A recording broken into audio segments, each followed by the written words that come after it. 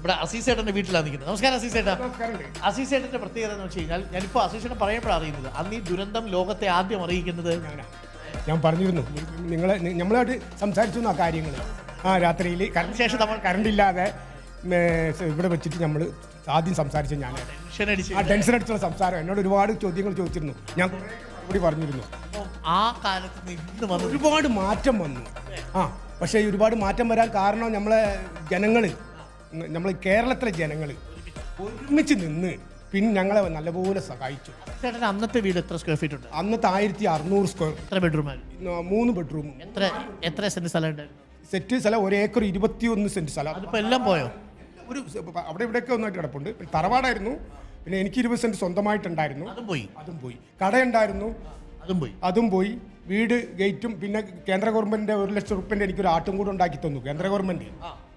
അന്ന് തീർന്നിട്ടേ ഉള്ളൂ ആഴ്ചയിൽ, അതും പോയി. എനിക്ക് ഒരു കരി മണ്ണ് പോയില്ല. എൻ്റെ വീട്ടിൽ നിന്ന് 10-25 പവൻ സ്വർണവും പോയി. പിന്നെ മരുമോള് കല്യാണം കഴിച്ച് കൊണ്ടുവന്ന വകയിൽ കുറച്ച് സ്വർണ്ണം ഉണ്ടായിരുന്നു.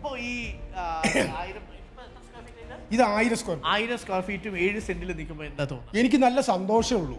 ഇതുപോലെ കിട്ടിയില്ലെങ്കിൽ ഞാൻ വിഷമിക്കണ്ടായി.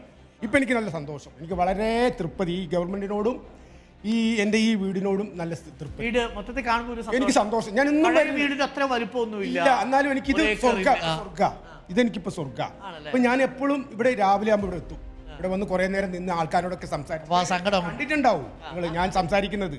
ആൾക്കാർ എല്ലാ ആൾക്കാരോടും ഞാൻ പലതവണ കണ്ടിട്ടുണ്ട്. ഇവിടെ ഒരു കുഞ്ഞു വർക്ക് ഏരിയ അല്ലേ, ഞാൻ സംസാരിക്കുന്നുണ്ട്. അപ്പൊ എന്റെ വിഷമങ്ങളൊക്കെ തീർന്നു.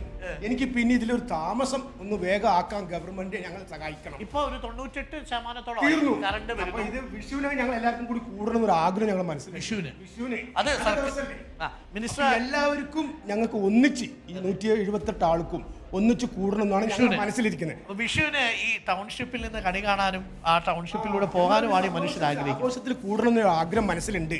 അതിന് സാധിച്ചു തരികയായിരുന്നെങ്കിൽ വലിയൊരു ഉപകാരം.